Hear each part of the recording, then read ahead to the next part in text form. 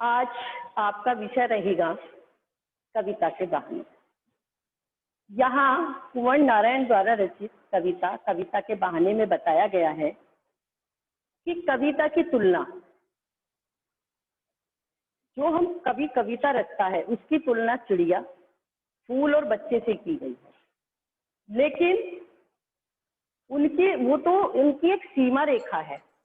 चिड़िया की भी एक सीमा रेखा है, फूल की भी एक सीमा रेखा है, बच्चे की भी एक सीमा रेखा है।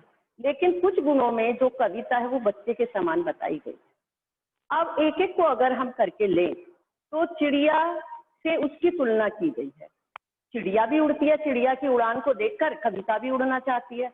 और कविता किसके पंख लगाती है? कल्पना के, नए नए विचार, नए नए भाव, इनके पंख लगाकर उड़ना चाहती है। लेकिन चिड़िया की उड़ान की एक सीमा रेखा है, उससे आगे वो नहीं जा सकती। लेकिन कविता तो घर के अंदर की भी बातें बताती है, लिखती है, घर के बाहर की भी बातें बताती है, संसार की भी बातें बताती है, और उसकी कोई सीमा रेखा नहीं है। वो कल्पना के पंख लगाकर असीम है उसकी उड़ान। इसीलिए चिड़िया कविता की उड़ान को नहीं समझ। फिर यहाँ कवि ने बताया है फूल से तुलना की है। फूल उसकी समानता क्यों नहीं कर सकता? जैसे फूल खिलता है, कविता की रचना होती है, लेकिन फूल खिलने के कुछ समय बाद क्या होता है?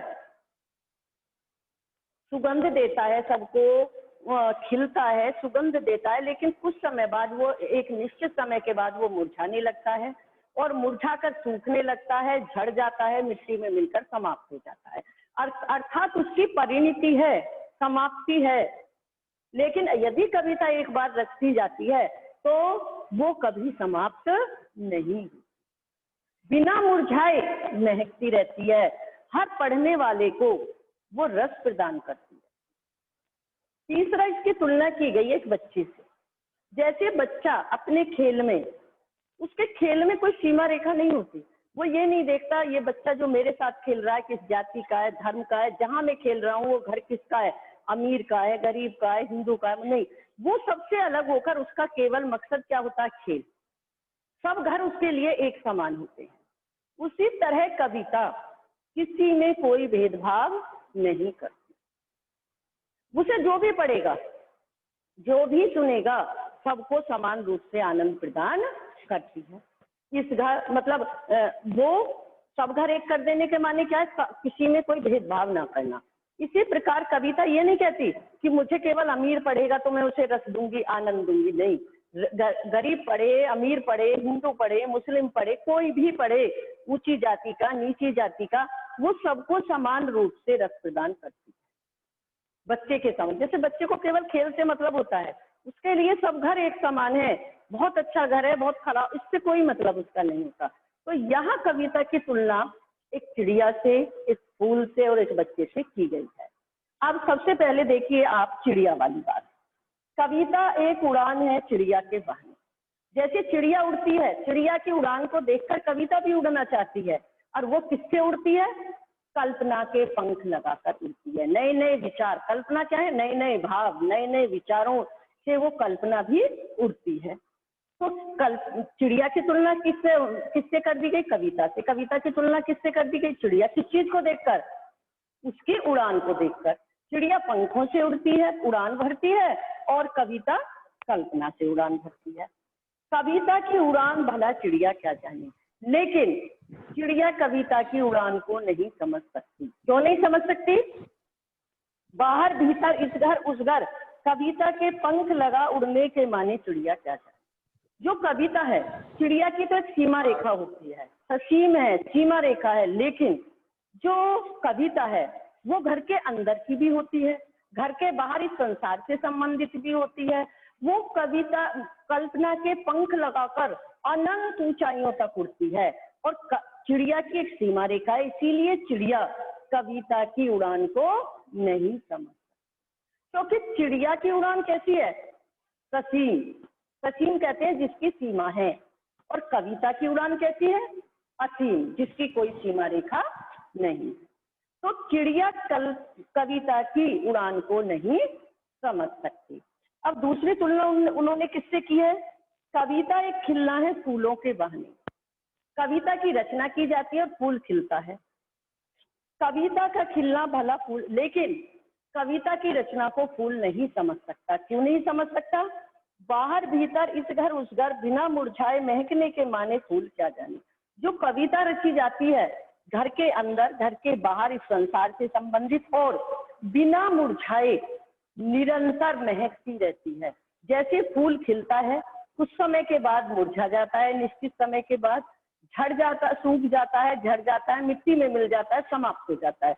लेकिन कविता जो रची जाती है वो एक बार रची।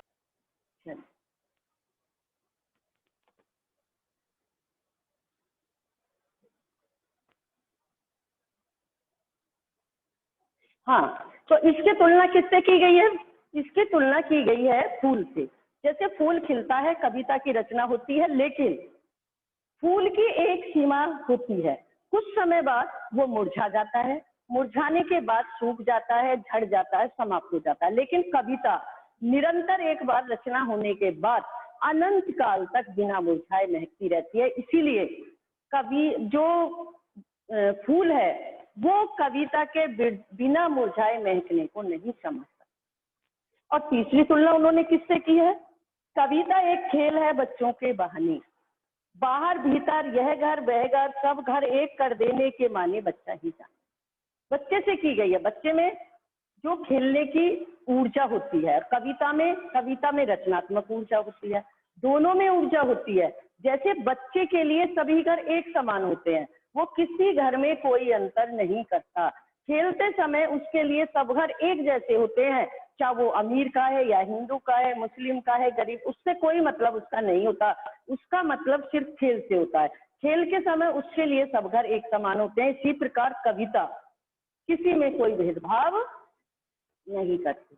उसके लिए अमीर पढ़े, गरीब पढ़े, हिंदू पढ़े, मुस्लिम पढ़े, कोई भी पढ़े, ऊंची जाति का पढ़े, नीचे, उसके लिए सभी, वो अपने सभी पढ़ने वालों को समान रूप से आनंद प्रदान करती है। तो यहाँ कवि ने कविता की तुलना चिड़िया, फूल और बच्चे से की है। और साथ में ये भी बताया है कि चिड़िया की उड़ान ससीम है, उसकी एक सीमा रेखा है, लेकिन कविता की कोई सीमा रेखा नहीं है। इसीलिए चिड़िया कविता की उड़ान को नहीं समझ सकती। फूल खिलता है, कविता की रचना होती है, लेकिन फूल की भी परिणति है, वो मुरझाकर सूख जाता है, झड़ जाता है, समाप्त हो जाता है। लेकिन कविता बिना मुरझाए, बिना समाप्त हुए निरंतर अनंत काल तक लोगों को, अपने पढ़ने वालों को रस और आनंद देती रहती है। इसीलिए फूल कविता के खिलने को, बिना मुरझाए खिलने को नहीं समझ सकता। और तीसरी तुलना उन्होंने किससे की है? कविता की तुलना बच्चे से। जैसे खेल के समय बच्चा किसी में कोई अंतर नहीं करता, उसके लिए सब घर एक समान होते हैं, सब घर एक होते हैं। उसी प्रकार कविता भी किसी में कोई अंतर नहीं करती, वह अपने हर पढ़ने वाले को समान रूप से आनंद प्रदान करती है। तो ये था ये आपका आज कविता के बहाने।